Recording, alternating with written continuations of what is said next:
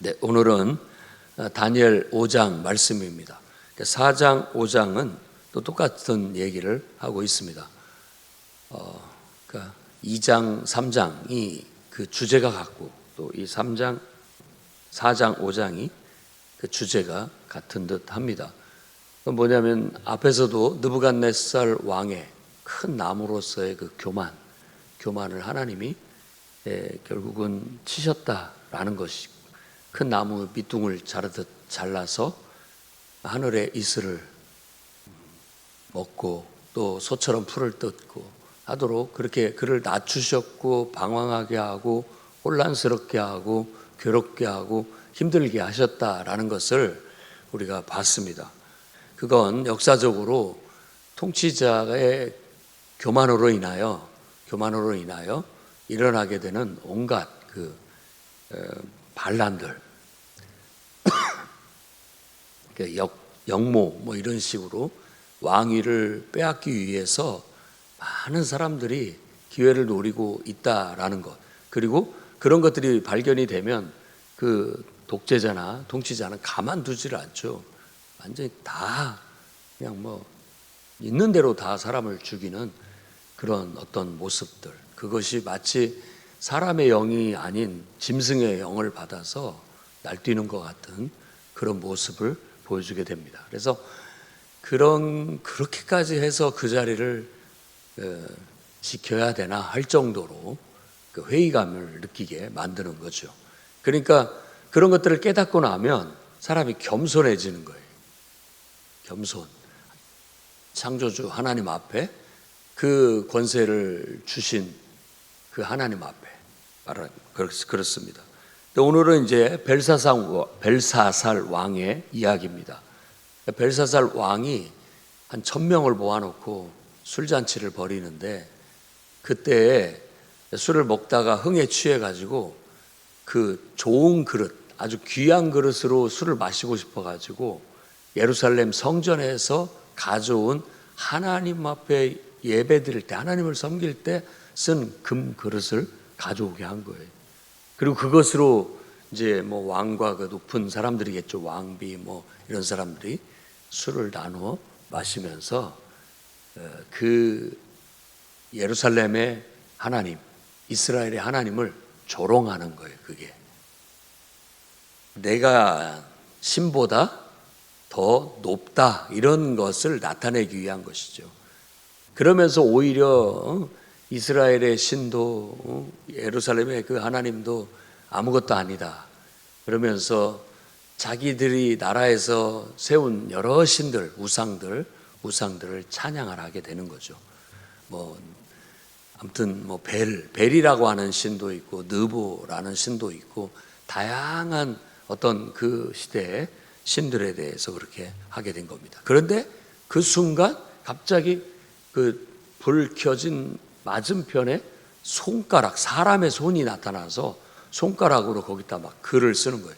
그러니까 그걸 보고 다른 사람은 못 봤을지 모르지만 이 벨사살 왕은 그걸 보고 완전히 사시나무 떨듯 떨어요. 두려움과 공포에 사로잡히고 다리가 후들거리면서 주저앉게 되는 거죠.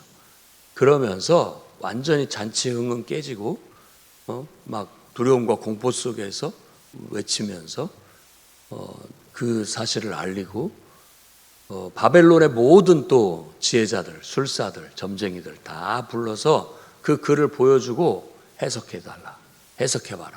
그러면 내가 이게 무슨 뜻인지 해석해 준다면 붉은 옷, 홍포를 입히고, 이 말은 왕족처럼 대우한다는 거예요. 왕족들이 그 옷을 입으니까 귀한 자리에 올리고 이 나라의 세 번째 통치자로 삼겠다. 그러니까 넘버 3가 되게 해주겠다, 이런 얘기죠. 그러나 아무도 그 글자를 해석을 못합니다. 그러면서 번민을 하게 되는데, 그때 왕비가 와서 말을 합니다. 뭘 그렇게 걱정하십니까? 당신은 절대 군주가 아닙니까? 당신 말 한마디면 모든 사람들이 사시나무 떨듯 떨고 산천초목도 다 떨어뜨리는데 뭘 두려워하십니까? 이렇게 얘기합니다. 그러니까 그 말 속에 어떤 세상 절대 군주의 위엄과 더 나아가서는 거만함이 담겨져 있지요. 거만함이. 그러면서 부왕께서 포로로 잡아온 사람 중에, 유대에서 온 사람 중에 다니엘이라는 사람이 있지 않습니까? 이미 부왕, 느부갓네살 왕이 꿈을 꾸었을 때도 해석해 주지 않았습니까? 그를 부르십시오 라고 그렇게 얘기를 합니다.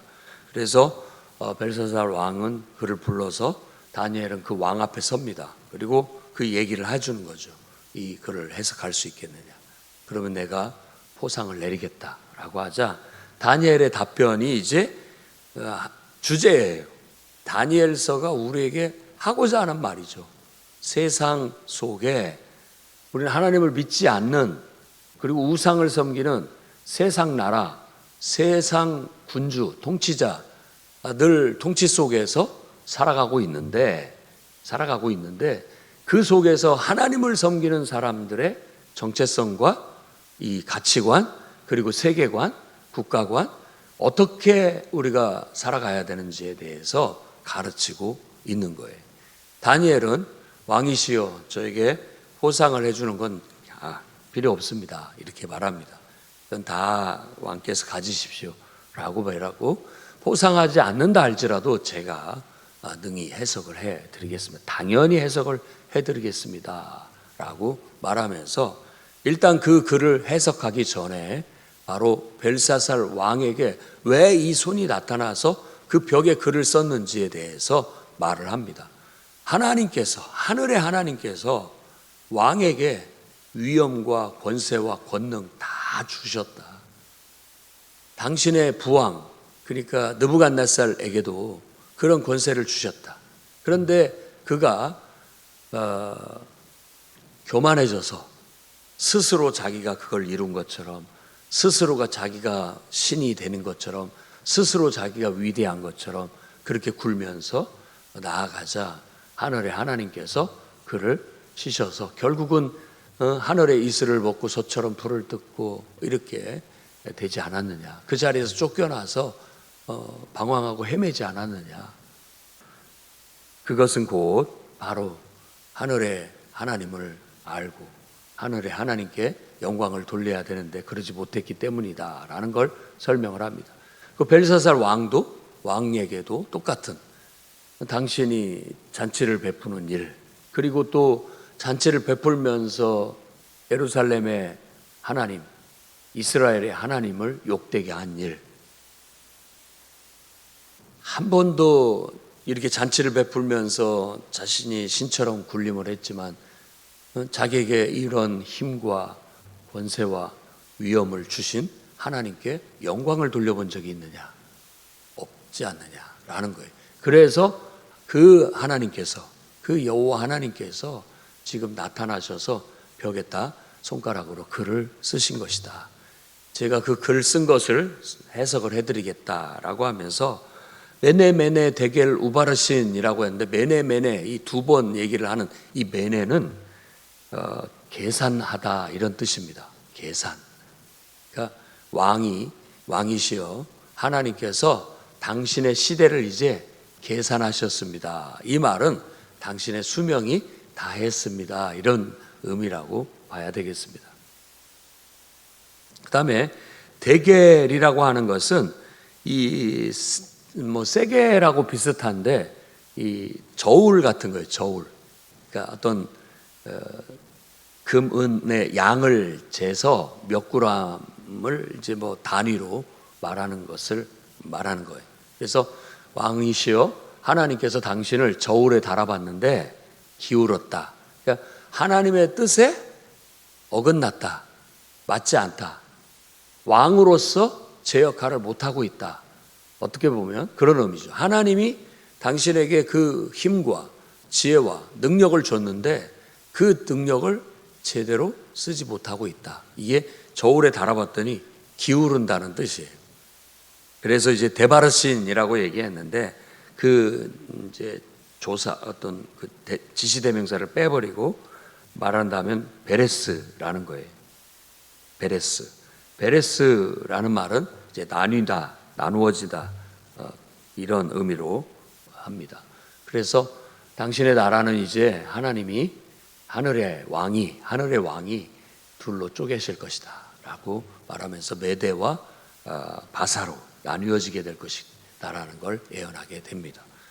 그러니까 그 말을 해석을 해주는 것이 이제 그때 느부갓네살은 그래도 다니엘이 좀 어느 정도 군주에 대한 존중이 있었던 것 같아요. 그래서 왕이시여, 이 해석을 해주는 것이 너무 마음이 안 좋습니다. 왕에게 이런 일이 없었으면 좋겠습니다 라고 그렇게 예의 바르게 말했는데, 여기는 이제는 포상도 필요 없습니다 라고 하고, 뭐 죽일 테면 죽이고 살리려면 살리고, 그냥 당당하게 무덤덤하게 이 얘기를 해주고 있는 거예요. 그러면서 세상 군왕들이 세상 힘과 부와 권세를 가진 자들의 교만함을 말하고 있고, 그런 교만함은 결국은 금방 무너지고 말 것이다. 그리고 보면 우리 인생이 그렇습니다. 아무리 뭐 부자인 사람들도 뭐 몇천만 원짜리 옷을 입고 신발을 신고 또 몇 억짜리의 그런 차를 타고 다니는 그런 사람도 때가 닿으면 다 수명이 다해서 죽고 맙니다. 그런 건 공평해요. 공평합니다.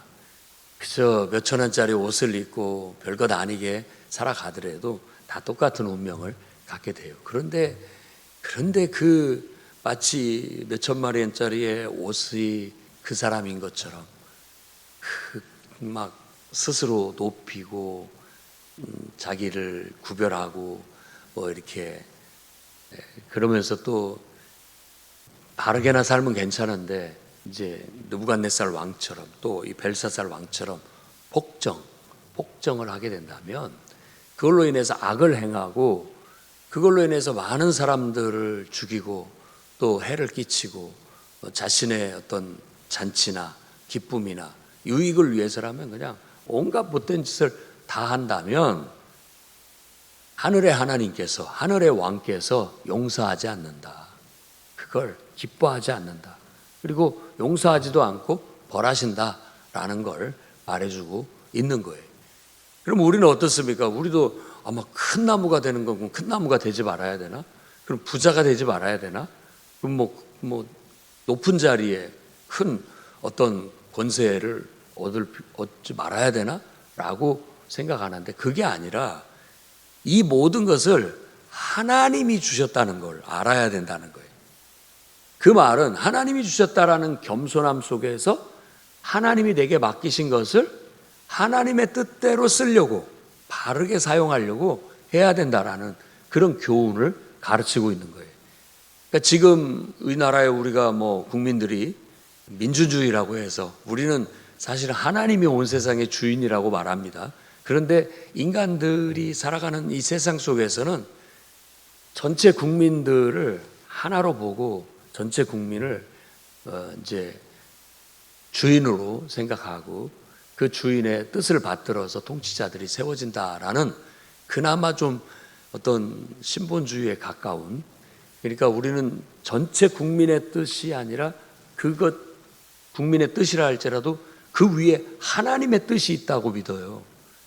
그러니까 다수결이 지금에 있어서 민주주의의 가장 그나마 다툼을 줄일 수 있고 합리적으로 해결해 나갈 수 있는 방법이지만, 아무리 다수결이라 할지라도 그것이 하나님의 뜻에 거스리면 우리는 노합니다.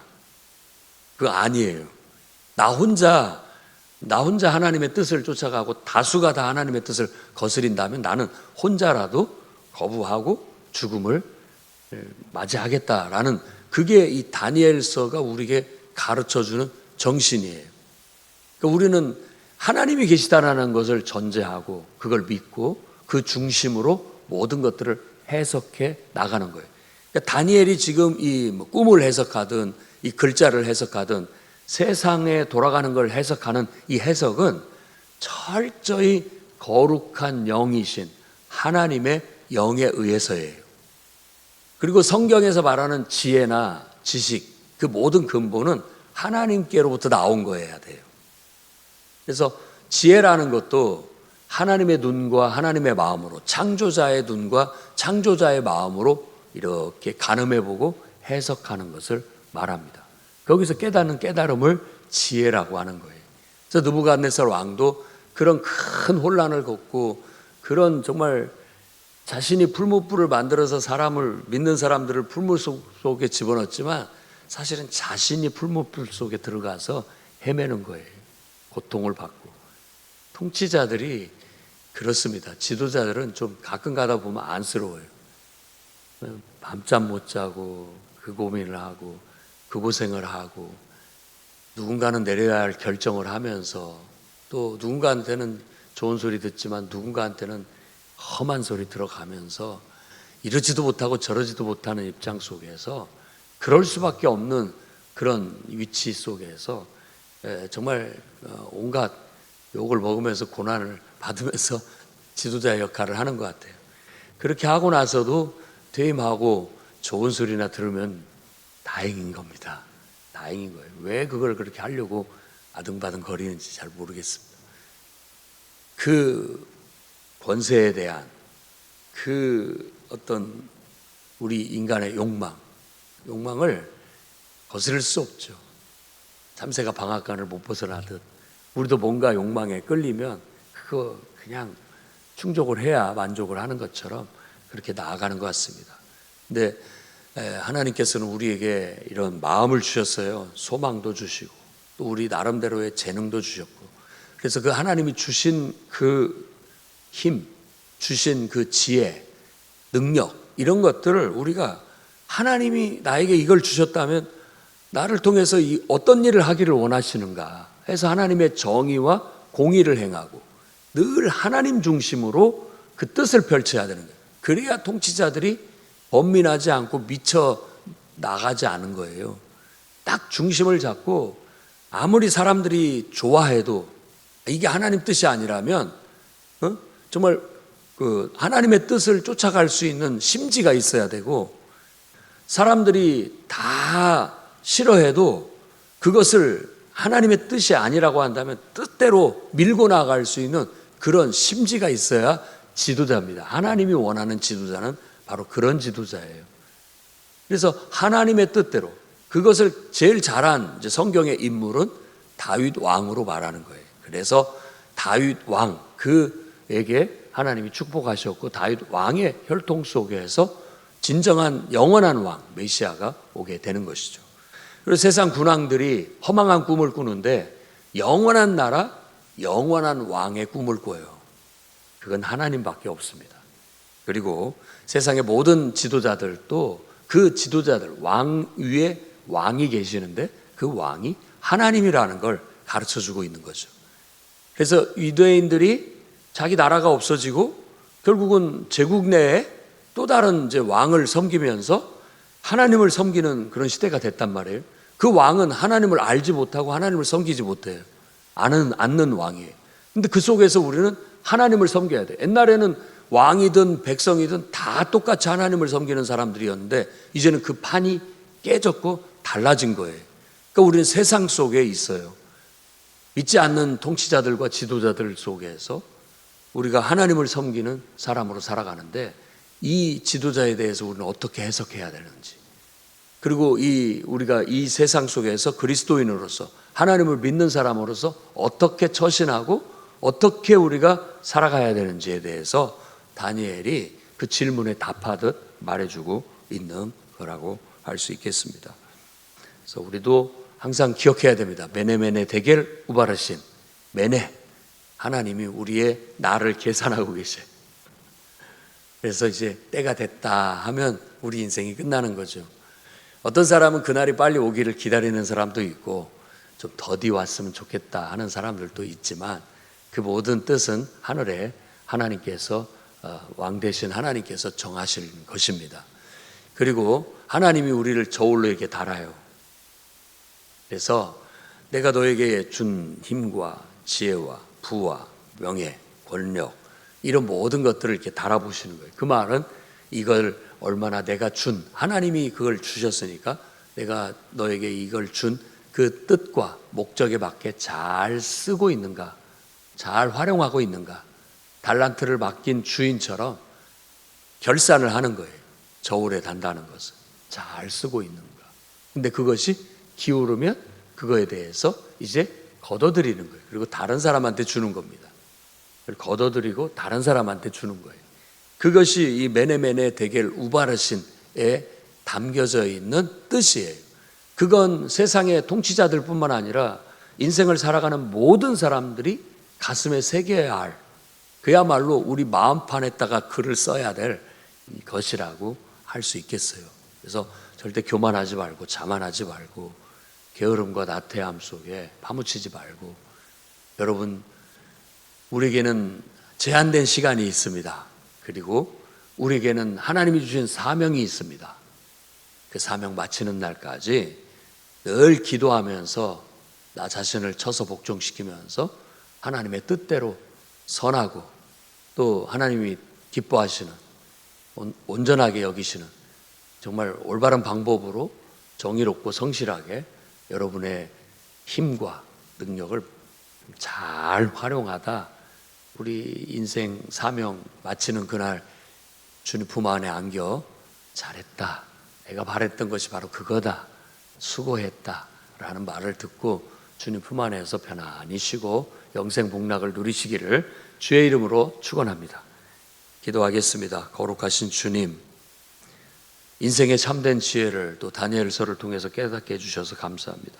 벨사살 왕의 모습을 통해서 또한 우리에게 큰 깨달음을 주셨으니 우리에게 제한된 시간과 또 하나님께서 주신 사명과 목적이 있다라는 걸 깨닫게 하시고 그에 합당한 삶을 잘 살아서 우리에게 주신 사명 잘 완수하고 정말 우리 인생 이 땅에 보내셨을 때 우리에게 주신 그 사명 온전히 잘 활용하고 풀어내고 그 일을 마치고 이제 하나님 품 안에 안겨 천국에서 영생을 누리게 해 주시옵소서.